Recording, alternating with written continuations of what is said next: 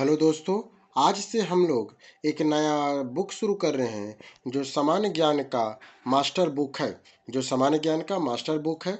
क्योंकि इसमें all in one, इसमें क्लास 6 से लेकर 10 तक का एनसीईआरटी का संपूर्ण प्रश्नों का वन संग्रह है। और सभी प्रतियोगिता परीक्षाओं में अभी तक जितना भी क्वेश्चन पूछा गया उस सबको भी वन लाइनर में करके दिया है। ऑल इन वन लाइनर करके है। इसका मुख्य आकर्षण क्या है? क्योंकि इसमें रेलवे का और एसएससी और बिहार के सभी पीवाईक्यू प्रीवियस ईयर क्वेश्चन है। एनसीईआरटी साइंस और टेक, कंप्यूटर, पर्यावरण के भी इसमें क्वेश्चन है और मोस्ट इंपॉर्टेंट फैक्ट भी इसमें है। तो चलिए शुरू करते हैं। इसका शुरुआत हम लोग एनसीईआरटी पहला वीडियो जो है ये हम लोग पहला एनसीईआरटी क्लास 6 से शुरू कर रहे हैं। तो चलिए इसको शुरू करते हैं।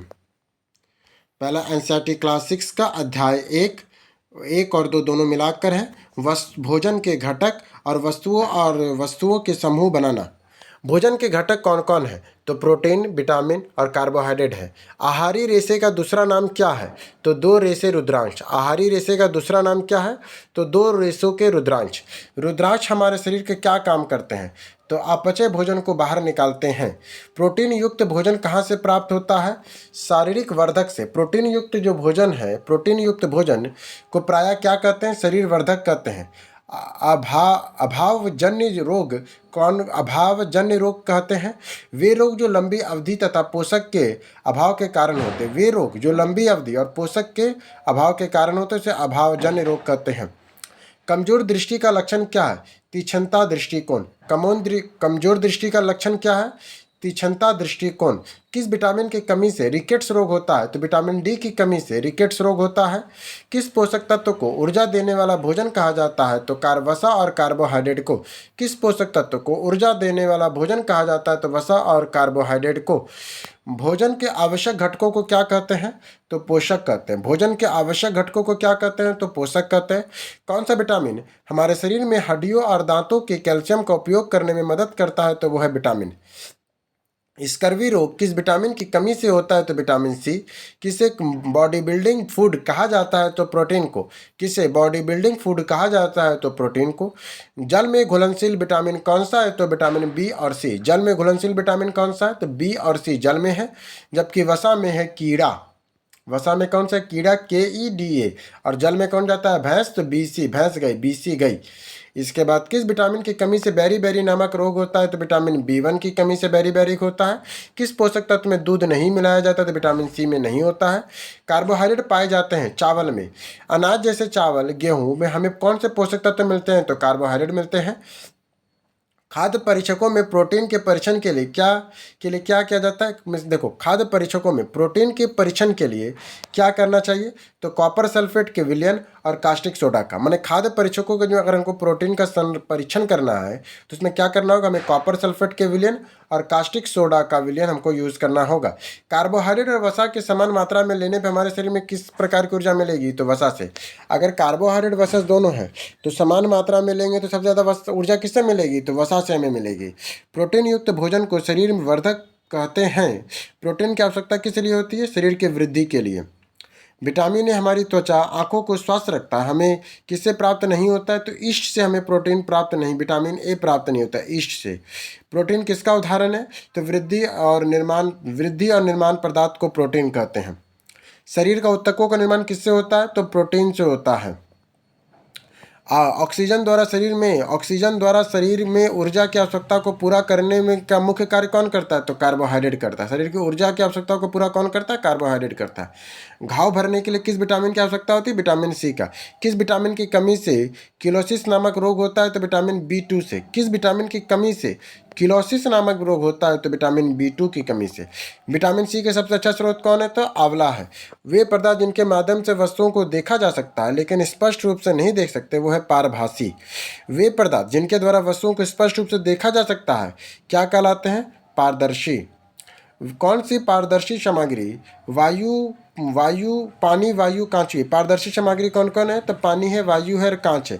किस विधि का प्रयोग करके हम विलयन में से ठोस विलयन का विभक्त करते हैं? मैंने ऐसा कौन सा प्रयोग है जिससे हम लोग विलयन में से ठोस विलयन को विभक्त करते हैं? तो वाष्पीकरण से है।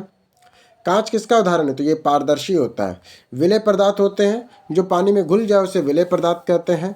जल में विलयन होने वाली एक गैस कौन है? तो ऑक्सीजन है। जल में विलय द्रवों का नाम क्या है? तो सिरका और नींबू का रस। पानी में विलय द्रवों को क्या कहते हैं? जो पानी में जो विलय द्रवों का नाम क्या है? तो सिरका और नींबू का रस है। मक्खन का पेपर कैसा होता है? तो पारभासी होता है। मक्खन का पेपर कैसा है? तो पारभासी है।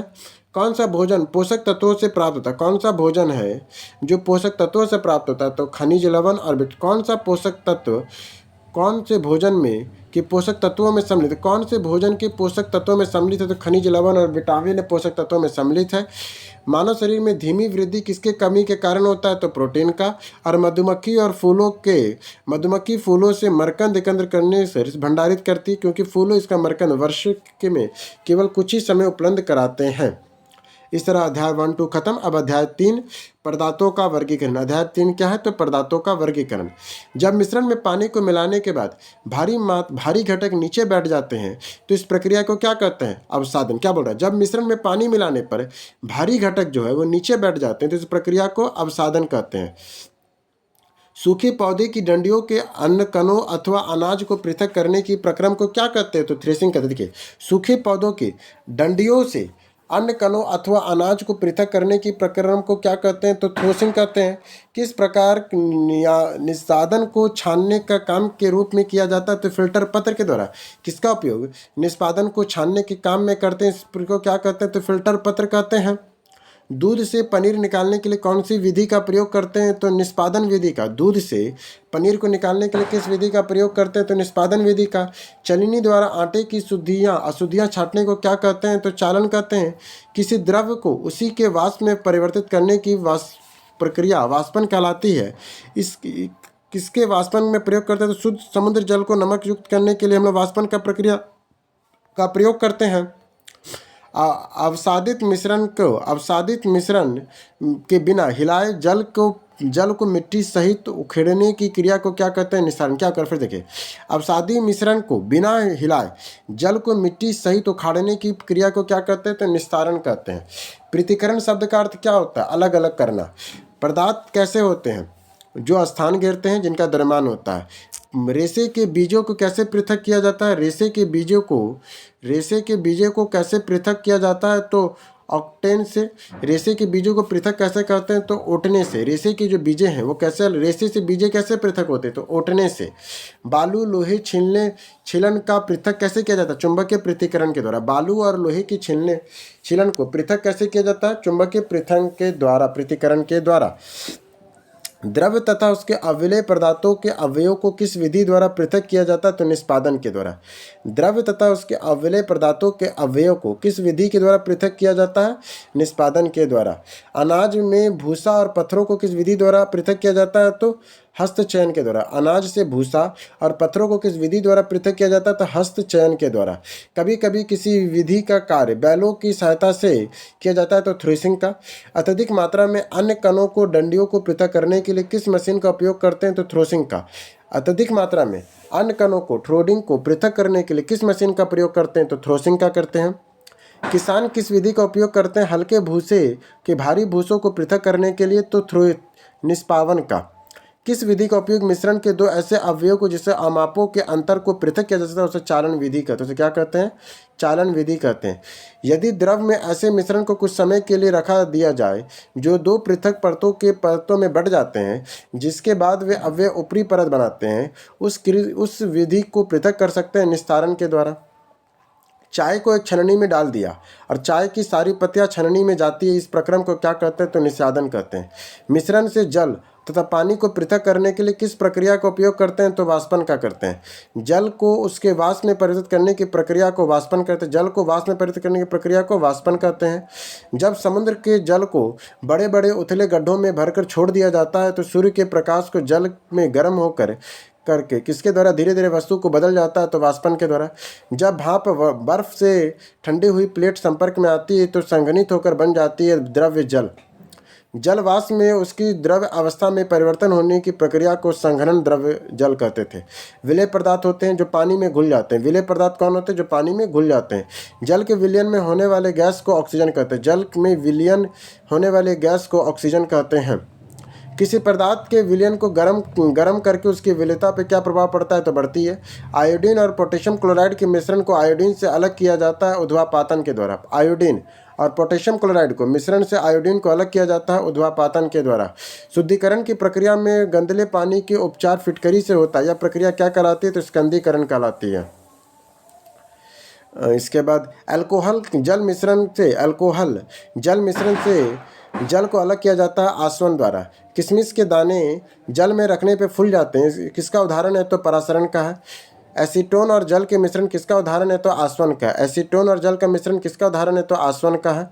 समुद्री जल में शोधन से सामान्यतः किस विधि का प्रयोग में लाई जाती है? तो आसवन विधि में लाई जाती है। दो या दो से अधिक शुद्ध पदार्थों को किसी भी अनुपात में मिला देने को क्या बनते हैं? तो मिश्रण बनते हैं। अल्कोहल जल मिश्रण में अलग अलग किया जाता है मिश्रण के द्वारा। आयोडीन और पोटेशियम क्लोराइड के मिश्रण को आयोडीन को अलग किया जाता है ऊर्ध्वापातन। देखो, आयोडीन और पोटेशियम क्लोराइड के मिश्रण से आयोडीन को अलग कैसे करते हैं? ऊर्ध्वापातन के द्वारा। एक ठोस से सीधे गैस में परिवर्तन को ऊर्ध्वापातन कहते हैं। कौन सा एक विजातीय मिश्रण है? तो निलंबन एक विजातीय मिश्रण है। निलंबन एक विजातीय मिश्रण है। फिर तरल पदार्थों से गैस में परिवर्तन करने की प्रक्रिया को वाष्पीकरण कहते हैं। पदार्थ के दबाव और ताप में परिवर्तन के कारण पदार्थों की गैसीय अवस्था में द्रव अवस्था में परिवर्तन की प्रक्रिया को संघनन कहते हैं।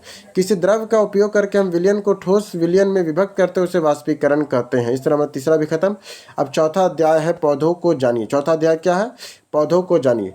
किसी रंग के प्रकाश का पौधा द्वारा तीव्र अवशोषण होता है, तो नीला और लाल का।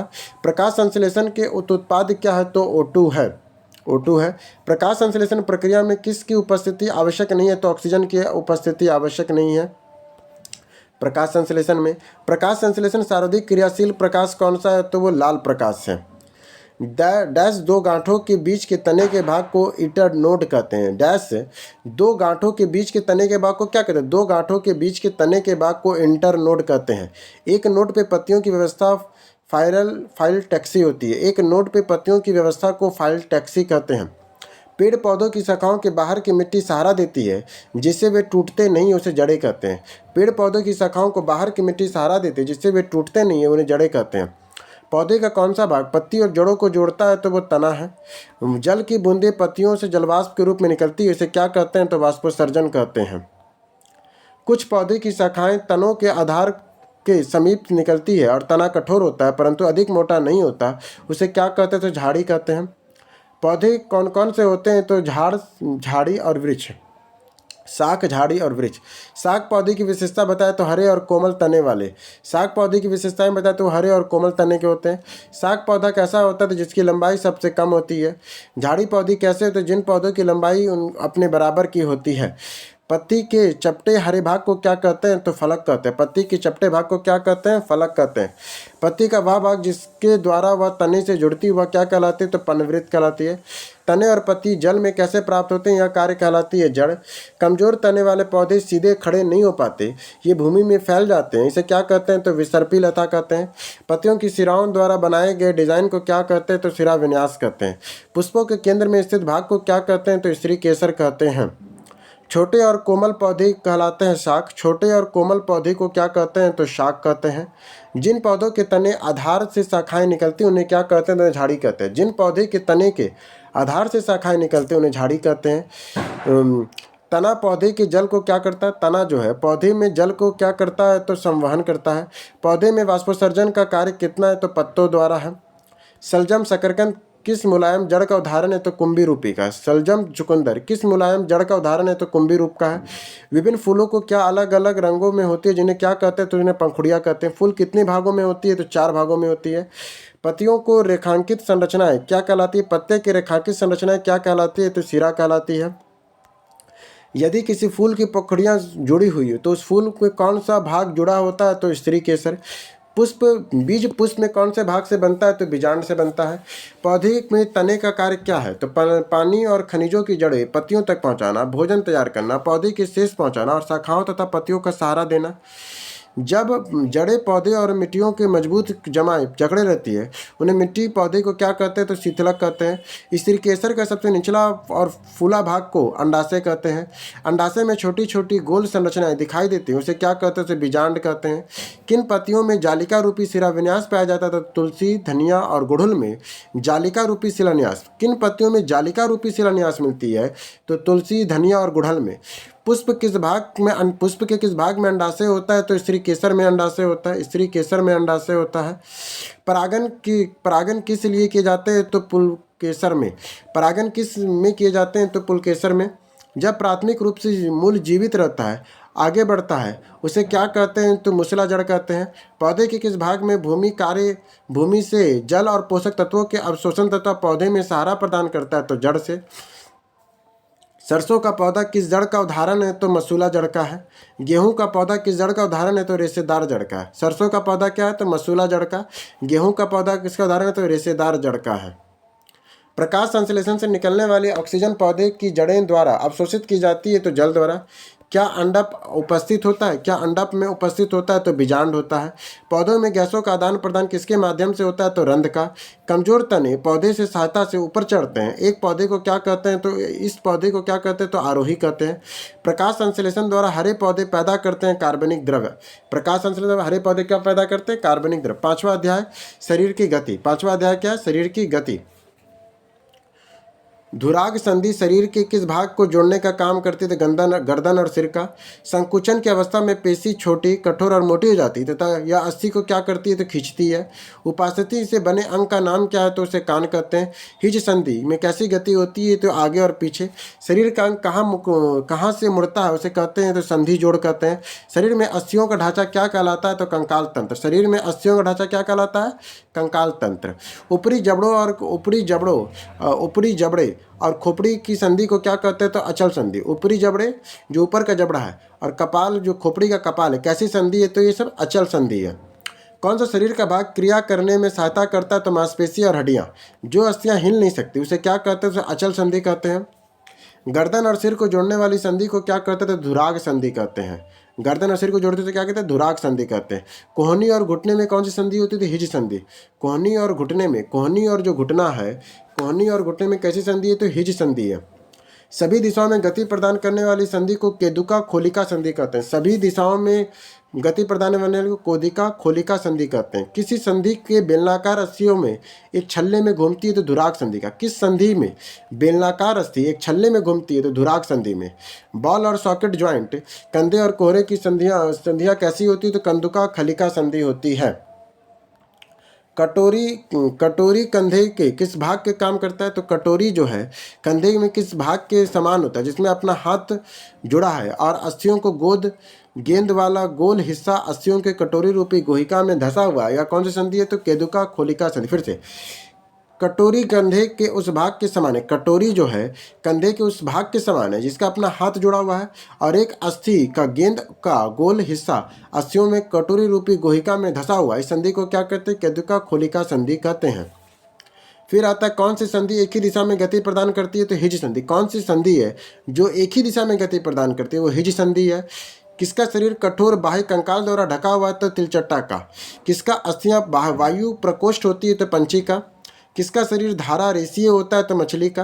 किसका शरीर अनेक वलयों से जुड़ा हुआ है तो सर्प का। किसका शरीर अनेक वलयों से जुड़ा हुआ है तो सर्प का।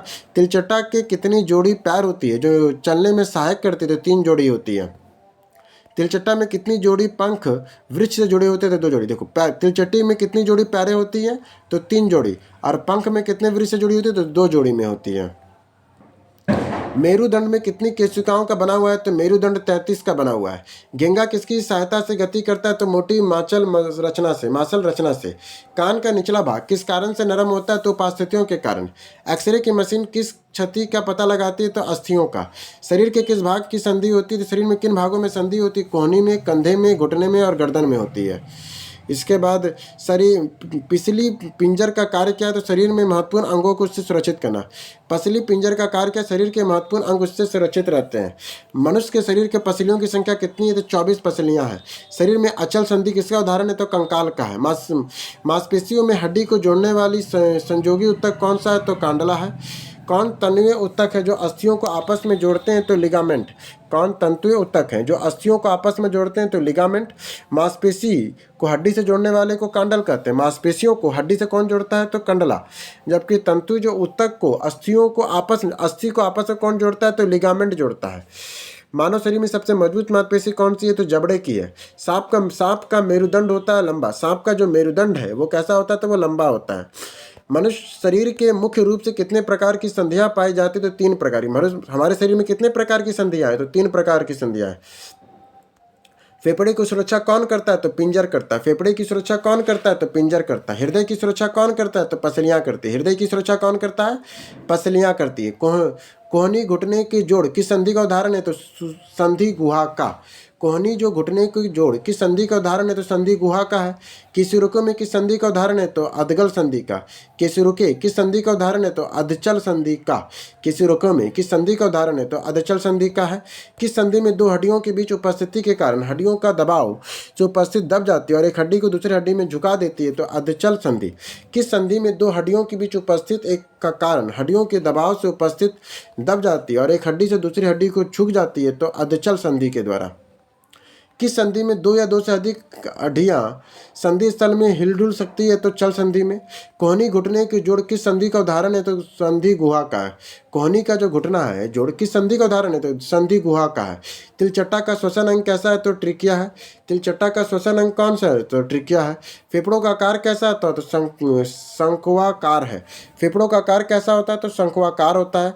मछलियों में उत्सर्जित पदार्थ क्या है? तो अमोनिया है। मछलियों में उत्सर्जित पदार्थ क्या है? तो अमोनिया है। शरीर की सबसे छोटी रक्त वाहिनी कौन है? तो वेना केव है। शरीर की सबसे छोटी रक्त वाहिनी कौन सी है? तो वेना केव है। खुला परिसंचरण तंत्र किसमें पाया जाता है? तो कॉकरोच में पाया जाता है।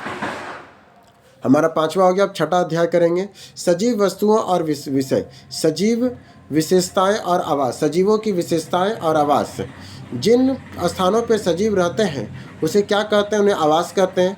नागफनी में प्रकाश संश्लेषण किसके द्वारा होता है? तो तना में। नागफनी में जो प्रकाश संश्लेषण होता है वो किसके द्वारा होता है? तो वो तना के द्वारा होता है। अनुकूल किसे कहते हैं? तो अनुकूलन किसे कहते हैं? तो परिवेश में रहने योग्य बनाना को।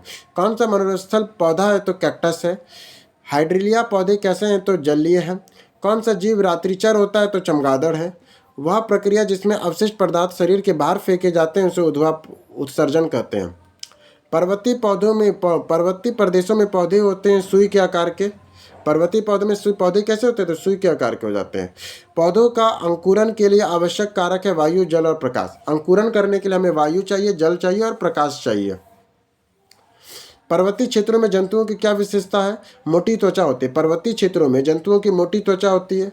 शरीर को लंबे बाल होते हैं। शरीर के फर का ढका होता है।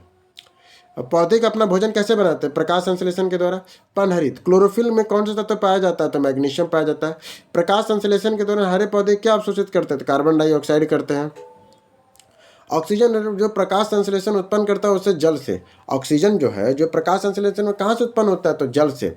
बाह्य वातावरण में होने वाले कुछ परिवर्तनों में कांटा चुभना, तेज प्रकाश, प्रिय व्यंजन इत्यादि क्या है? तो उद्दीपन है। प्रकाश संश्लेषण में कौन सा रंग सर्वाधिक प्रभावी है? तो लाल रंग का है। प्रकाश संश्लेषण की क्रिया पादप को क्या ग्रहण करती है? तो CO2। प्रकाश संश्लेषण की क्रिया में पादप कौन सी गैस निमुक्त करते हैं? तो ऑक्सीजन को निमुक्त करते हैं। वाष्पोत्सर्जन में पौधे की संरचनाओं में कौन जिम्मेदार है? तो स्टोमेटा। वाष्पोत्सर्जन के लिए पौधे की संरचना से कौन जिम्मेदार है? तो स्टोमेटा है। प्रकाश संश्लेषण में प्रकाशीय अभिक्रिया क्लोरोप्लास्ट में कहाँ संपन्न होती है? तो ग्रेना में। प्रकाश संश्लेषण की प्रकाशीय अभिक्रिया क्लोरोप्लास्ट में कहाँ संपन्न होती है? तो ग्रेना में होती है। श्वसन के लिए पत्तियों की सतह पर किसके द्वारा उपस्थित ऑक्सीजन विस्तृत होकर पत्तियों की कोशिकाओं तक पहुँचाता है? तो स्टोमेटा। पौधे की पत्तियां श्वसन की प्रक्रिया में वायु के अंदर लेती है। इस प्रक्रिया के अगले चरण में पत्तियां क्या होती है? ऑक्सीजन का उपयोग करती है और कार्बन डाइऑक्साइड को वायु को निष्कासित करती है।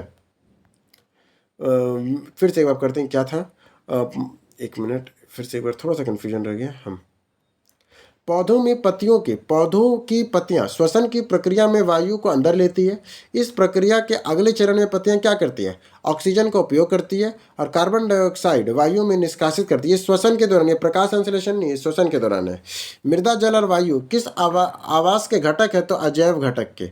मृदा, जल और वायु किस आवास के घटक है? तो अजैव घटक के हैं।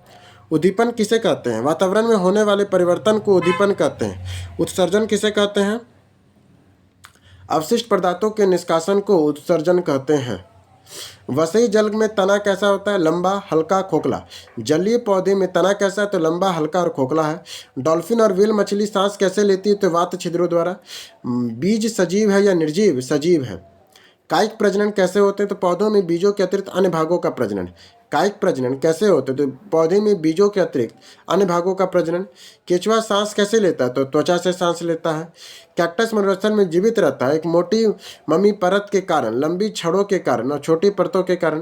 कैक्टस मरुस्थल में जीवित रहता है एक मोटी मोमी परत के कारण, लंबी जड़ों के कारण और छोटी परतों के कारण। अजैव घटक क्या है? तो वायु, जल, प्रकाश का ताप, चट्टान और मिट्टी। अजैव घटक कौन कौन है? तो वायु, जल का प्रकाश का ताप, चट्टान और मिट्टी है। अनुकूलन किसे कहते हैं? वह विशिष्ट संरचनाएं जो किसी पौधे के तंतु में प्रवेश करने के योग्य बनाती हैं। पर्वतीय वनों में वृक्षों की क्या विशेषता नहीं है? तो पत्तियां चौड़े नहीं होती पर्वतीय वनों में। जिन जानवरों की त्वचा मोटी होती है, जो वाष्पीकरण को रोकती है, पसीना नहीं आने दे, इसलिए वे लंबे समय तक पानी के बिना जीवित रह सकते, उसे रेगिस्तानी जानवर कहते हैं।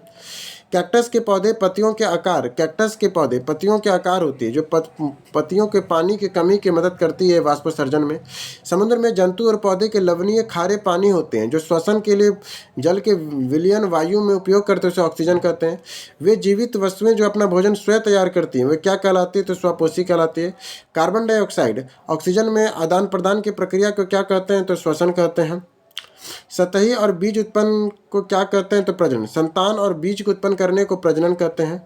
किस गैस में पेड़ पौधे प्रोटीन का निर्माण करते हैं और भोजन को प्रमुख अंग होती है? तो नाइट्रोजन है। प्रकाश संश्लेषण प्रक्रम में गैसें CO2 और O2 का आदान प्रदान किस अंगों द्वारा करते हैं? तो पत्तियों के अवस्थित रंध्रों द्वारा।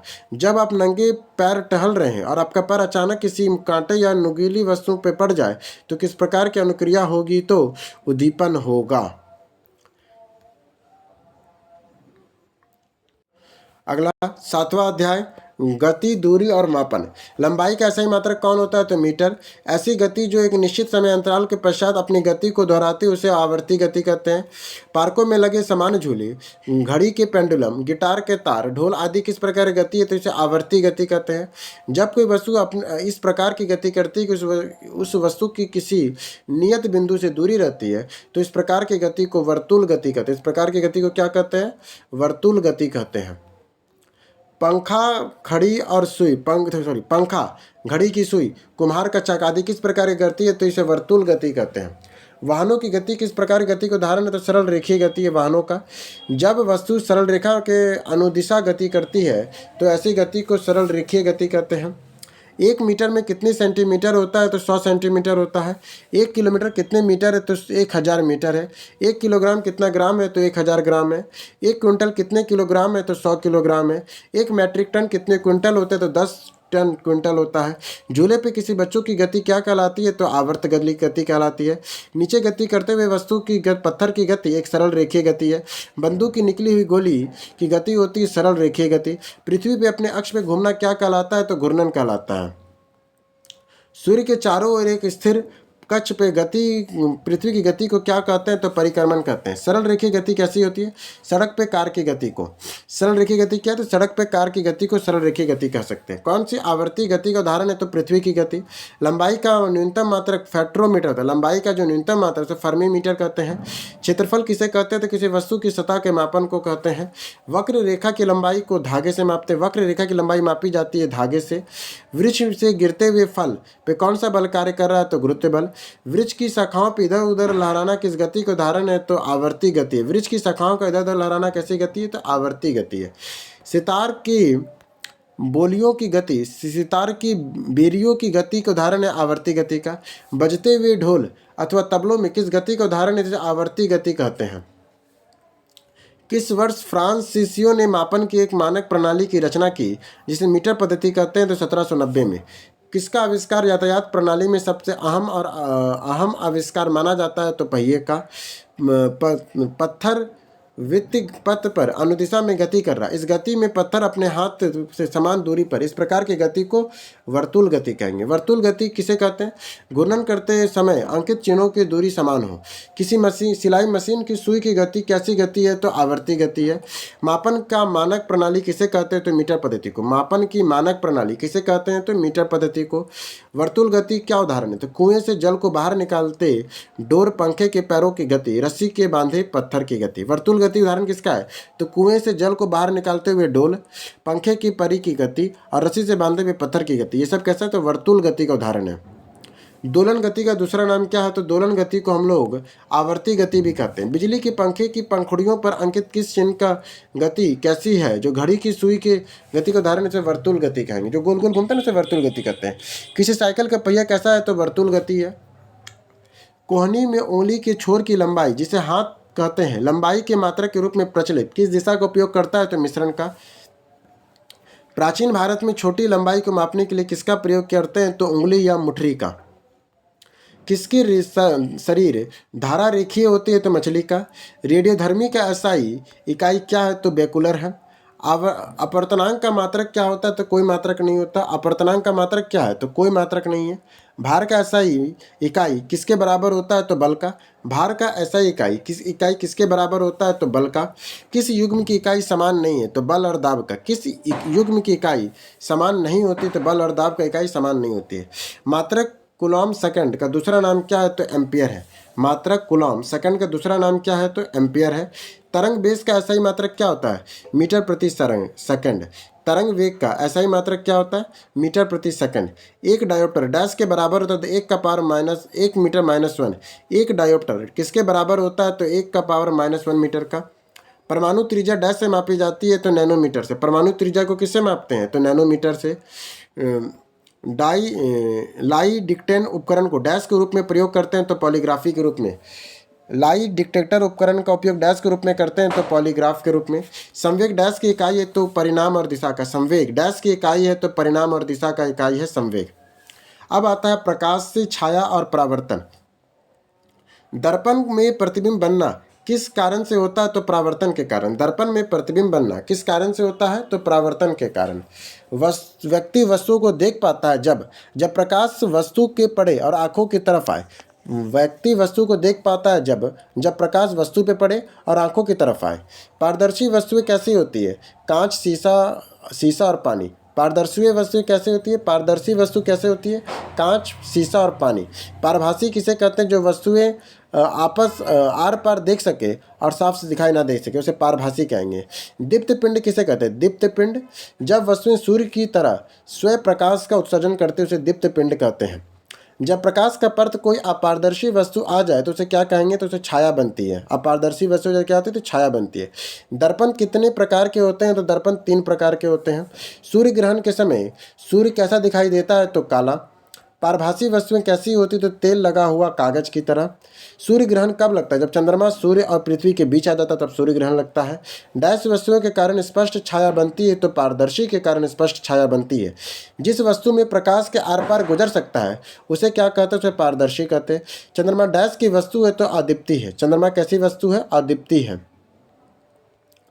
प्रकाश डैश में गति करती है? तो सरल रेखीय। प्रकाश कैसे गति करती है? तो सरल रेखीय में गति करती है।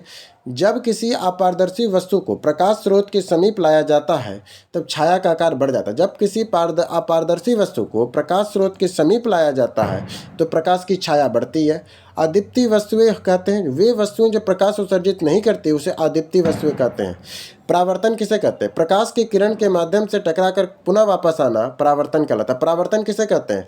प्रकाश की किरण का माध्यम से टकराकर पुनः वापस आना ही परावर्तन है। परावर्तन का कोण कितना होता है? परावर्तित किरण दर्पण और सतह के बीच खींचे गए अभिलंब के बीच का कोण होता है। परावर्तन का कोण कैसा है?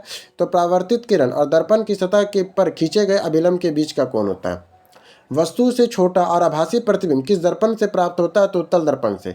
वस्तु से छोटा और आभासी प्रतिबिंब किस दर्पण से प्राप्त होता है? तो उत्तल दर्पण से। जब प्रकाश की किरण एक माध्यम से दूसरे माध्यम में जाती है तो वह अपने पूर्व पद में विचलित रहती है, उसे क्या कहते हैं? उसे प्रकाश का अपवर्तन कहते हैं। सरल सूक्ष्मदर्शी किसका उपयोग करता है? तो उत्तर लेंस का।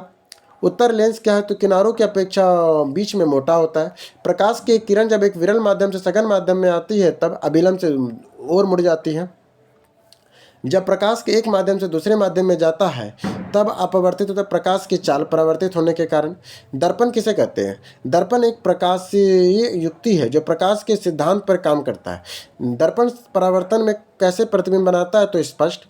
दीप्त वस्तुएं कैसी होती है, तो जुगनू, सूर्य और तारे, ये सब दीप्त वस्तुएं हैं। नीचे छिद्र के कैमरे में सड़क देखो, नीचे सूची छिद्र कैमरे में सड़क के लगे, देखो फिर से, सूची छिद्र कैमरे से सड़क पर चलते लोगों का प्रतिबिंब कैसे दिखाई देते हैं, तो उल्टा। जिन पदार्थों से होकर वस्तुएं अपने वस्तुओं को स्पष्ट रूप से नहीं देखा जा सकता है उसे पारभासी कहते हैं। टिंडल प्रभाव प्रकाश से किससे संबंधित है, तो प्रकीर्णन। जो टिंडल प्रभाव होता है वो प्रकाश के प्रकीर्णन से संबंधित है। प्रकाश की गति अधिकतम किस माध्यम में होती है, तो निर्वात में होती है। प्रकाश डैश में संचलित होता है तो सीधी रेखा में। प्रकाश किस में संचलित होता है, तो सीधी रेखा में। प्रकाश जो अपनी रोशनी स्वयं उत्पादित करता है उसे प्रकाशीय चमक की वस्तुएं कहते हैं। जब प्रकाश विरल माध्यम से सघन माध्यम में प्रवेश करता है तो उसकी गति कम हो जाती है। किसी माध्यम में प्रकाश में अपरिवर्तित करने की क्षमता कैसे व्यक्त करते हैं, तो प्रकाशीय घनत्व से करते हैं। बादलों का रंग कैसे दिखाई देता है, तो प्रकाशीय परावर्तन से। एक समतल दर्पण द्वारा बनाई गई छवि हमेशा होती है आभासी और सीधा। एक समतल दर्पण द्वारा बनाई गई छवि हमेशा आभासी और सीधा होती है। एक गोली दर्पण में परावर्तक पृष्ठ के मध्य बिंदु, जिसे कहते हैं हम लोग पोल, किसे क्या कहते हैं, पोल। प्रकाश के एक पुंज को द्रव में चलते कोनों से टकराने के कारण होने वाले प्रकीर्णन से उत्पन्न चमक की प्रक्रिया को क्या कहते हैं, तो उसे टिंडल प्रभाव कहते हैं। जब प्रकाश किसी चमकीली सतह से आपतित होता है तो परावर्तन की घटना घटती है, उसे नियमित कहते हैं। किस दर्पण में अभिसरण दर्पण कहा जाता है, तो अवतल दर्पण को। गोलाकार दर्पण जिससे परावर्तक सतह बाहर की ओर उभरी हुई हो तो उसे क्या कहते हैं, उसे उत्तल दर्पण कहते हैं। अगर फिर से एक बार देखिए, जिस दर्पण का अभिसरण दर्पण किसे कहते हैं, अभिसरण दर्पण अवतल दर्पण को। गोलाकार दर्पण जिसका परावर्तक सतह बाहर की ओर हो, जिसका परावर्तक सतह बाहर की ओर उभरी हुई उसे उत्तल दर्पण कहते हैं। इस तरह से खत्म। अब हम लोग करेंगे 9, 10, 11 एक साथ में, जो है विद्युत धारा का परिपथ, चुंबक द्वारा मनोरंजन और हमारे चारों ओर के वायु। विद्युत बल्ब में होता है फिलामेंट। विद्युत बल्ब में क्या होता है, फिलामेंट। बल्ब दीप्त होते हैं परिपथ में विद्युत धारा को प्रवाहित करने पर। बल्ब में कौन सा भाग दीप्त होता है, तंतु। स्विच क्या होता है, तो सरल युक्ति होता है। रोधक कैसे होते हैं, जिन पदार्थों से विद्युत धारा प्रवाहित नहीं होती उसे रोधक कहते हैं। विद्युत परिपथ में सेफ्टी फ्यूज, विद्युत परिपथ में सेफ्टी फ्यूज का प्रयोग करते हैं गलन बिंदु के लिए। कौन सा उपकरण परिपथ में विद्युत धारा का पता लगाता है, तो गैल्वेनोमीटर। विद्युत स्विचों को किसमें लगाया जाता है, तो विद्युत स्विचों को किसमें लगाते हैं, तो लाइव तार में। विद्युत स्विचों को किसमें लगाते हैं, तो लाइव तार में। एक आदर्श एमीटर का प्रतिरोध कितना होता है, तो 0। एक आदर्श जो एमीटर होगा उसका प्रतिरोध कितना होगा, 0 होगा। किसी विद्युत परिपथ में किस क्रम में जोड़ा जाता है, तो श्रेणी। विद्युत परिपथ में किस क्रम में जोड़ते हैं, तो श्रेणी क्रम में। फ्यूज में प्रयुक्त होने वाला तार की क्या विशेषता है, उच्च प्रतिरोध शक्ति और निम्न गलनांक। उच्च प्रतिरोध शक्ति और निम्न गलनांक।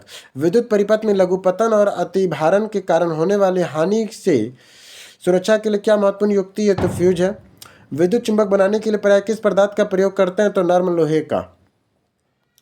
छड़ चुंबक के भीतर चुंबकीय क्षेत्र की रेखाओं की दिशा दक्षिण ध्रुव से उत्तर दिशा की ओर है। छड़ चुंबक की जो भीतरी चुंबकीय क्षेत्र की रेखाएं हैं वो दक्षिणी ध्रुव से उत्तरी ध्रुव की ओर है। धारा की दिशा विद्युत सेल में कैसी होती है, तो टर्मिनलों से प्लस टर्मिनल से माइनस टर्मिनल की ओर धारा की दिशा विद्युत सेलों में। विद्युत स्तंभों में लगे चेतावनी संकेत क्या है, मानव खोपड़ी के और 2 हाथों के पैर को क्रॉस करता हड्डी। संयोजक तार किसकी बनी होती है, तो तांबे की बनी होती है। एक युक्ति जो परिपथ को तोड़ने के लिए प्रयोग की जाती है उसे क्या कहते हैं, उसे स्विच कहते हैं। परिपथ को तोड़ने के लिए प्रयोग करते हैं उसे क्या कहते हैं, उसे स्विच कहते हैं। एक विद्युत सेल में कितने टर्मिनल होते हैं, तो एक विद्युत सेल में 2 टर्मिनल होते हैं। मैग्नेटाइट क्या है, तो एक प्राकृतिक चुंबक है। मैग्नेटाइट क्या है, एक प्राकृतिक चुंबक है। कंपास क्या है, तो दिशा सूचक है। स्वतंत्रतापूर्वक लटकने पर चुंबक सदैव कैसा ठहराता है, उत्तर दक्षिण दिशा में। स्वतंत्रतापूर्वक लटकेंगे तो चुंबक कैसा दिखाएगा, तो उत्तर दक्षिण दिशा में। चुंबक पदार्थ कैसे बनते हैं, जो चुंबकीय पदार्थ जो पदार्थ चुंबक को अपनी ओर आकर्षित करते हैं चुंबकीय पदार्थ कहते हैं। चुंबक के ध्रुव कहाँ होते हैं, तो दोनों सिरों पे चुंबक के ध्रुव होते हैं।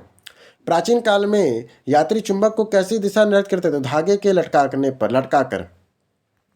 चुंबक के समान ध्रुव आप परस्पर एक दूसरे से प्रतिकर्षित करते हैं। चुंबक असमान ध्रुवों के माध्यम में आकर्षण होता है। देखो, समान ध्रुवों में प्रतिकर्षण होगा जबकि असमान ध्रुवों में आकर्षण होगा।